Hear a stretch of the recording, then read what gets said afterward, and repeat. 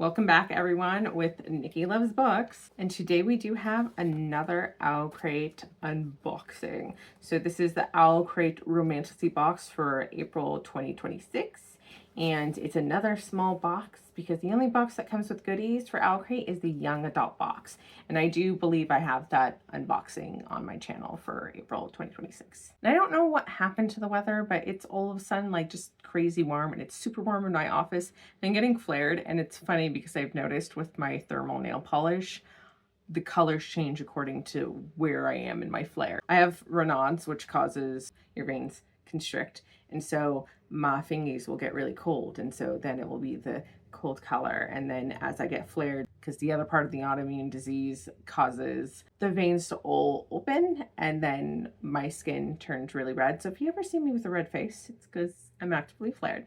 But it's a lot of times my hands and feet that get it, but it's a very intense burning sensation. It's so painful. And my thermal nail polish will then change to the other color. So it's kind of fun to be like, oh, where am I in my flare up? The best is it's kind of morphed. And I guess with my thermal nail polish, I've just made this more fun and pretty, but my hands and feet now do both. So some fingers will be ice cold and stark white or blue or purple, and then other ones will be bright red. So I'll have different colors on my fingertips based on my disorder. It's kind of funny. I have to find some amusement with my damn disorder. But anywho, we're gonna talk about this box because I need something to distract me from the pain. So our theme for our OwlCrate Romantasy April 2026 box is Devil I Know. Our April pick is an urban romantasy that takes place in a world unsafe for humans. A young woman with a bounty on her head barely escapes an encounter where her friend is abducted in her stead. With limited options, she teams up with a dangerous supernatural bounty hunter to uncover the mystery surrounding her missing friend. So we do have a content warning for this book, which includes, of course, abduction, kidnapping. That one's kind of obvious from the little snippet we got. We do have mentions of domestic abuse, sexual assault. There is drug use, mental health, guns, weapons, violence, torture, quite a bit of content warnings. And then this is considered a spice 3 on their spice meter. Of course, the Romantasy box is suggested for 18 and older, just FYI.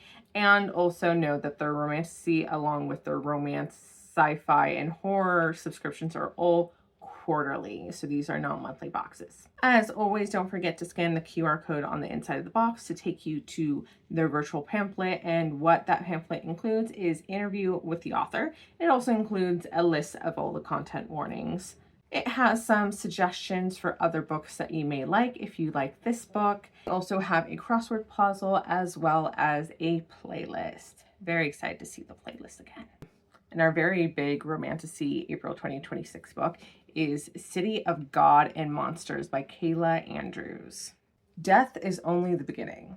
Lauren Kalla has only ever been ordinary. As a human living in Angelthine, a city of vampires, werewolves, witches, and other supernatural creatures, she's always assumed her life would remain simple, predictable, and as safe as her world would allow. But when she barely escapes abduction at the hands of dark slayers, supernatural bounty hunters, and one of her friends is taken in her place, Lauren will do whatever it takes to get her back. She'll even accept help from Darren Castle, leader of the most ruthless dark slaying circle in the city.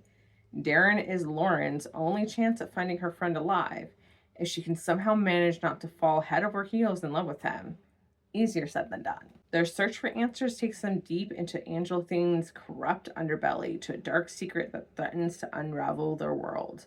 When tragedy strikes, can Lauren learn that love makes an ordinary person do extraordinary things? Ultimately, this is a Romantasy book, so I'm definitely here for it. I do also like books that have a lot of supernatural beings, so I'm definitely excited to read this. We have an exclusive redesigned dust jacket. I like the coloring. It's not my favorite cover ever, but it's definitely interesting. And on this backside, it says, on some sleepless nights, the horns of the sinners become halos, and the streets felt like paradise.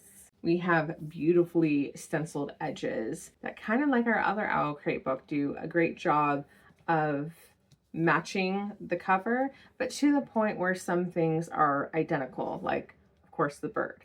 Like, sometimes I want the stenciled edges to match the book, but not be a copy and paste from the cover. We do have a true reversed dust jacket. It's got very anime style artwork, which I actually enjoy, thankfully. And it says, no matter how big and bad you thought you were, there was always someone who could play the cards better than you. Then I just saw this little bunny. Oh, it's so cute. I do really enjoy character art, and I really like this art style, especially with the background looking really gritty and the characters kind of pop in. I'm definitely gonna be switching over to this cover. Next up, we have our hardcover case, which is illustrated, and it says, "Sweetheart, I'm not a devil. I am the devil. Don't start getting the wrong idea." And then we have our cityscape on the back side. Whether he called himself a devil or not, he had quickly turned into her angel. Perhaps she was becoming his too. And again, we kind of have a very similar design for our hardcover case that we saw on the dust jacket cover. It does look like it's done by a different artist, and that's all well and good. I just wish they did something different other than sitting on the dust jacket and then sitting on the hardcover. We have illustrated end papers, which I'm really loving this art style. It is signed by the author and has an author letter bound inside. And thankfully they also included the map. So that is it for all our details of our copy of City of God and Monsters. Just like all the books I'm unboxing, the answer of when I'm going to be able to read this is up in the air, especially since I gave into peer pressure and I'm not reading a book sub book right now. I veered and went into the realm of Dungeon Crawler Carl. And while I'm enjoying it, I am going to get back to my book sub books afterwards. I'm not going to continue reading the series back to back. I don't like it that much. Like, it's definitely enjoyable, and the whole concept was sold to me because there's a talking cat and she sass as her human, and I love that. So reading Dungeon Crawler Carl, need to get back to my book subs, and so I just have a lot of books to read, which is a lovely problem to have. I am not complaining about that. But wish me luck to finish Dungeon Crawler Carl this weekend so I can get back to my book subs and hopefully get to this lovely book sooner rather than later. As always, let me know in the comments below your thoughts on this book, on its design, if you're interested in the plot, and any thoughts that came to you while you were watching this.